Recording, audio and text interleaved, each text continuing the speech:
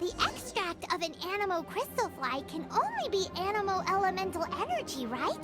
This has gotta be it! Still in one piece! Good thing the vial's so strong.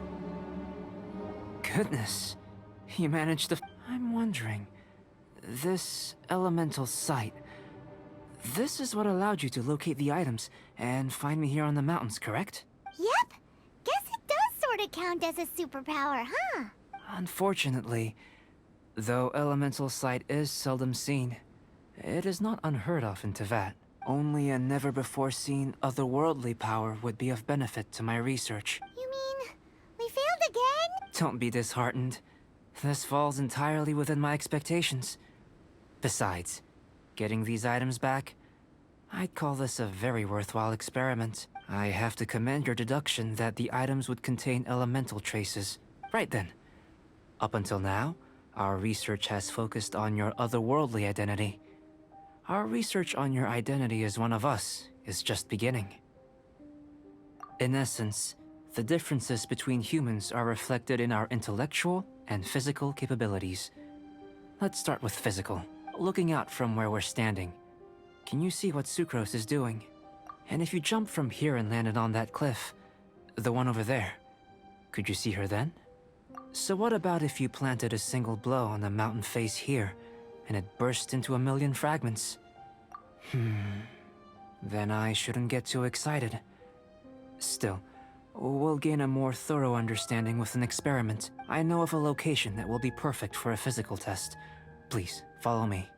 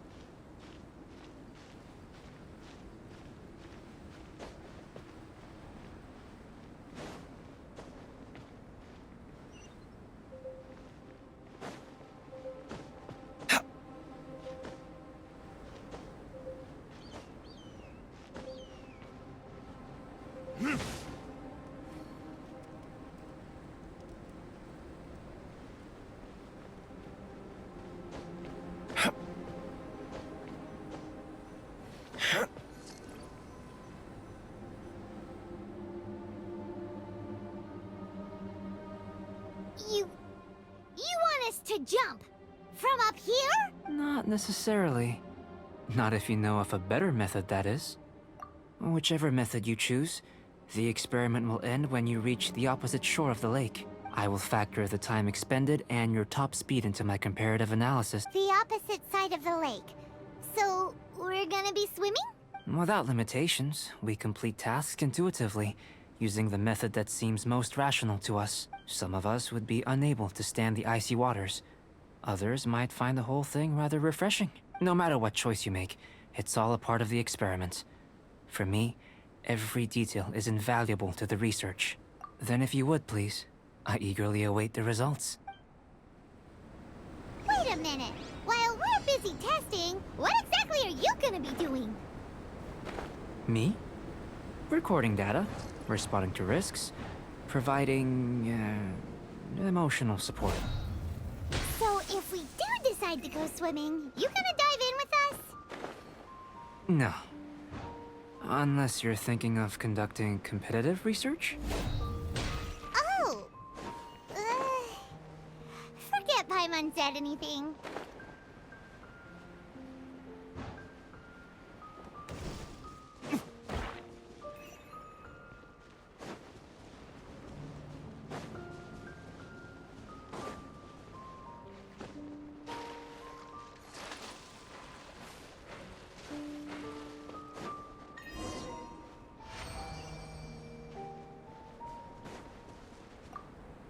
Great work. I've never seen a performance quite like. Your reputation precedes you, Traveler. The data shows that you're easily outperforming the average citizen in Mondstadt. But you followed us the whole way without breaking a sweat! Me? Actually, I used alchemy to cheat a little. But anyway, if it turns out that the natural laws of Tavad do not affect you, I should be able to make various inferences about the otherworldly civilization you belong to. If the natural laws of Tavad do affect you, then I shall be able to make inferences into the kind of evolution that would occur under the absence of such effects. The innumerable possibilities that this could present, the captivating insights, it would be something to savor again and again. But how does this help your research? You've helped me to unravel many of the problems that were holding it back. When we return to the campsite, I should be able to show you something interesting. I may be about to make some analogies between you and a few unusual specimens. I hope you won't be offended. Gold, petrified trees, a sun 8 times the size of our own. The essence of the investigative process is enthralling, but such feelings are inevitably fleeting in nature. I'm willing to pour all my energy into research, and yet specimens are finite. As the unknown transitions into the realm of scientific understanding, the feeling of enlightenment is lost. All these things that start out as objects of fascination end up possessing the prosaic mundanity of a sunsetia or a sweet flower. They cease to be noteworthy. Oh, so that's why you wanted to paint those hilly churls? Because you got to see something new and interesting in the differences between them? Precisely. To quote my exact words from earlier, these creatures are, for the most part, quite boring, not worth closer inspection. There is precious little about them that serves to pique my curiosity now. So after all these experiments, are we gonna be, like, boring to you? Like some basic draft of a sketch? Of course not. You have been of great assistance to me, and I will remember this friendship for a lifetime. Now, before we head back to the campsite, there's one more experiment. Intelligence. Follow me. There are some other ruins nearby.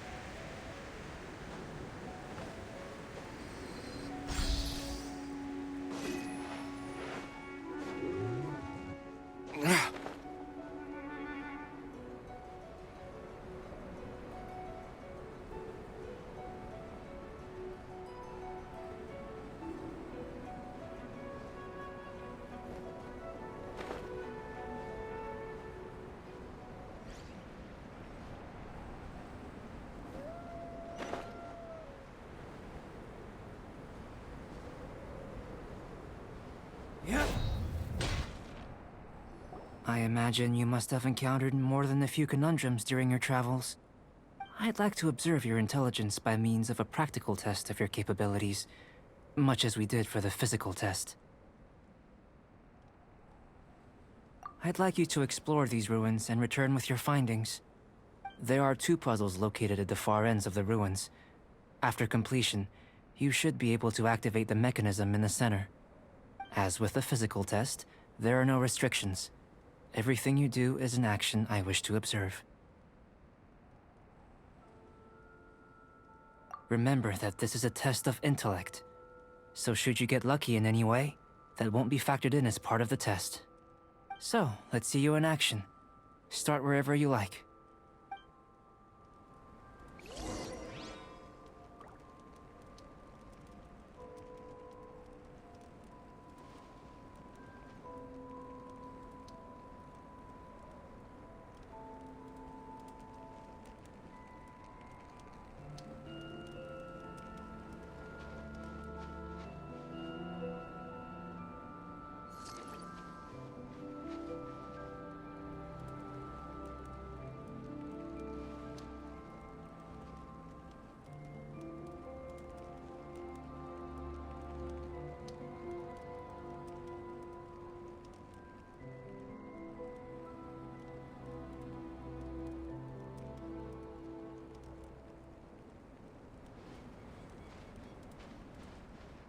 Sealy like these are a common sight in the mountains. Returning them to their rightful places is up to you.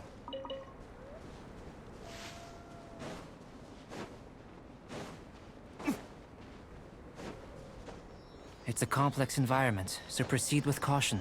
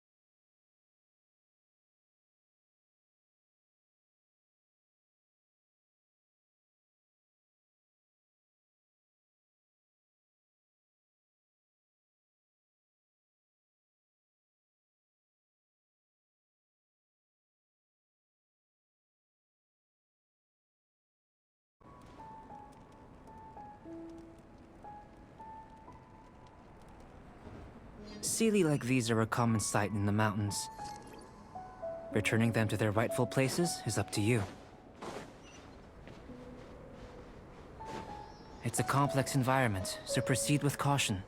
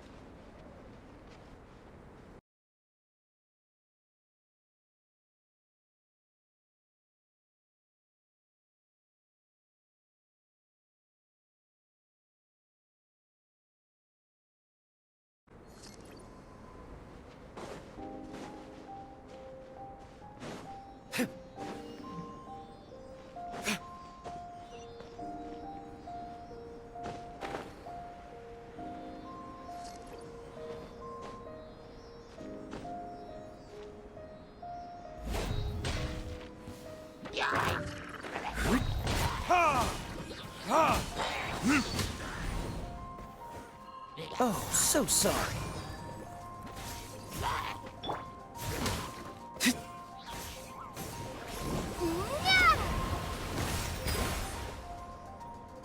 Burn! Ha! Ha! Ha!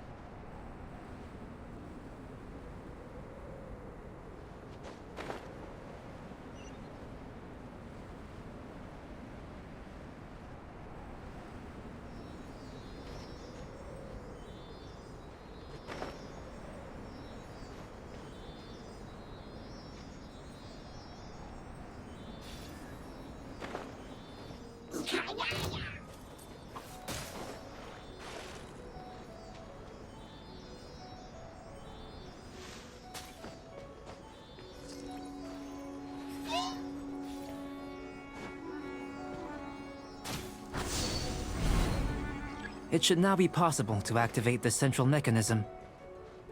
Exactly what will happen when you do is something I'm looking forward to finding out. Oh, seems that the water level has suddenly decreased. We should be able to see what's in the water now. Let's have a look. Ha! Ha! Ha!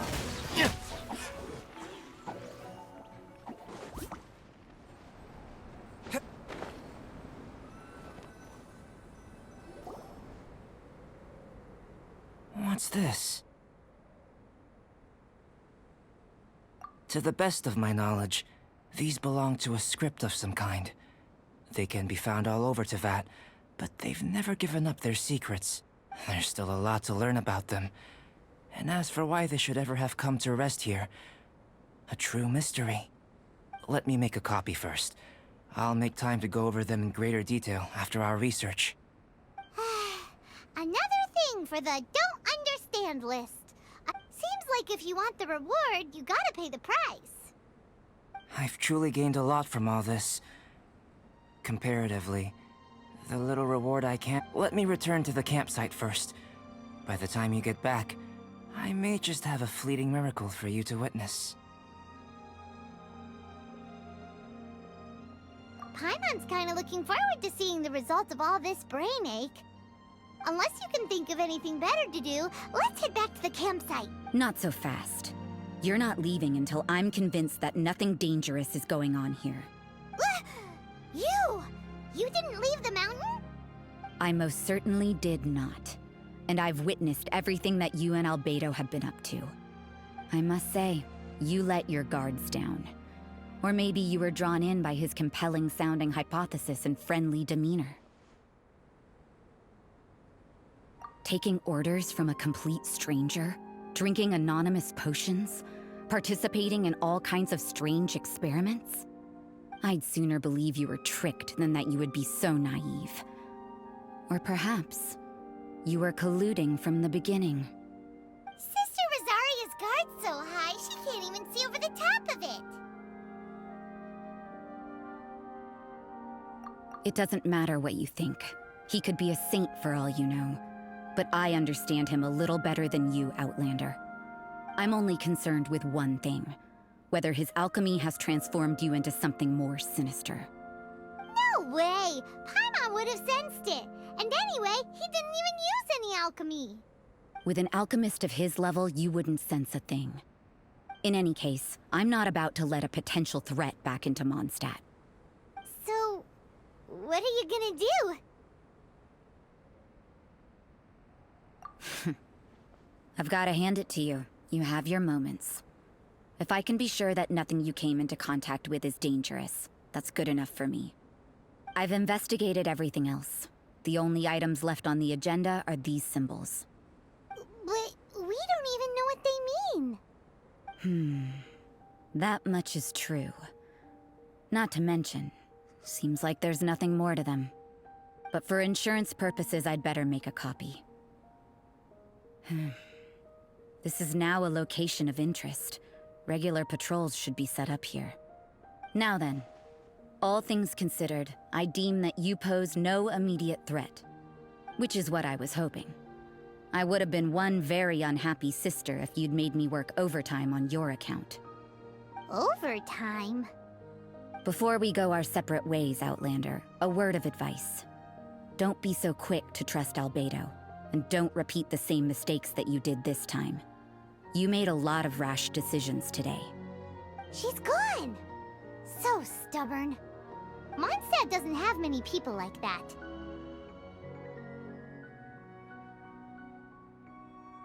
Huh. Never mind her. Let's go see Albedo.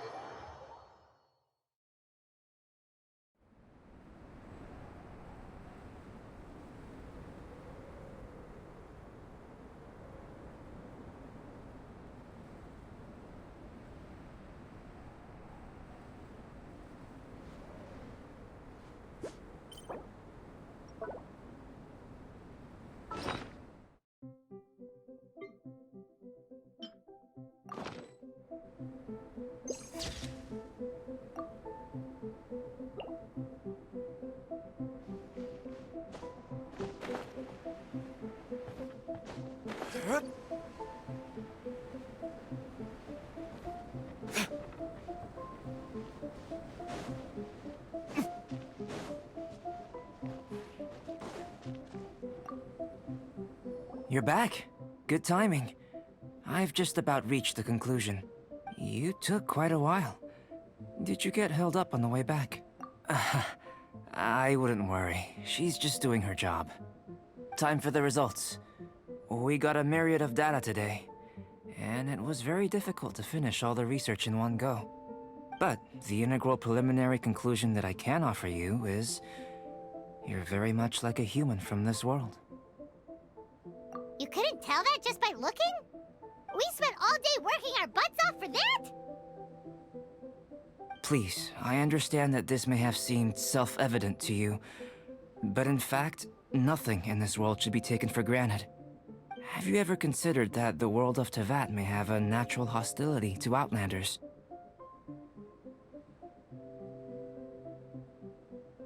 I mentioned the natural laws of this world. You're able to converse with me here without consequence, and nothing seems amiss. But it's arguably a small miracle. The only other life form that, like you, has come here from afar is the seed that I mentioned. Under the effects of Teyvat's natural laws, it isn't even able to sprout, let alone bloom. But after I observed you, I had another idea. Imitating you helped to inspire my alchemy. And so... Whoa! It looks like something's appearing! The transition from nothing into something, from shoot to stem, and now to fruition. Is not nurturing otherworldly life also nurturing the world itself?